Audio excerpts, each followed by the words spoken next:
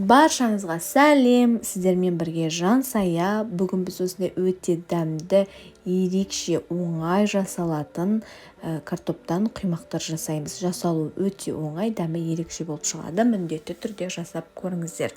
Ең алдымен біз оны жасау үшін үкіштің орташа үкісіне немесе ең кішкентайынан өткізіп аламыз. Жақсылап тұрып барлық картоптарымызды және де барлық өткізіп алған картоптарымызды осылай суынан сығып аласыздар. Түгелін әбден сығып алғаннан кейін қалған ингредиенттерді қосамыз.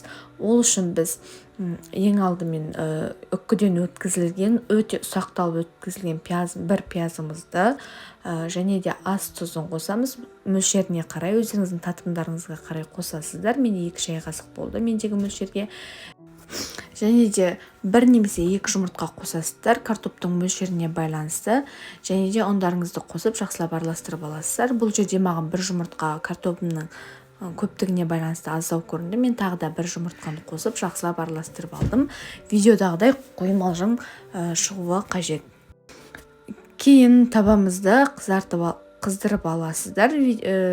Әбден жақсылап қыздырып, орташа отта қуырасыздар. 1 ас қасықтан салып отырасыздар. Видеодағыдай бір жағы қызарғаннан кейін екінші жағына аударған кезде қақпағын жауып қойып кішкене қуырасыздар.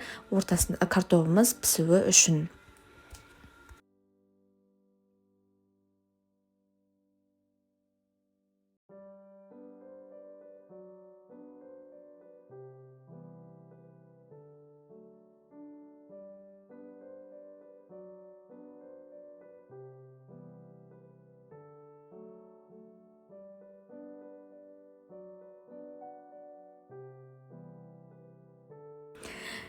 Кейін оттан, яғни майдан алған құймақтарымызды майлықтың үстіне осылай қойып алсаңыздар болады. Алған бетте, өйткені ол артық майды сіңдіріп алады. Міне осындай өте дәмді, керемет құймақтарымыз дайын болды.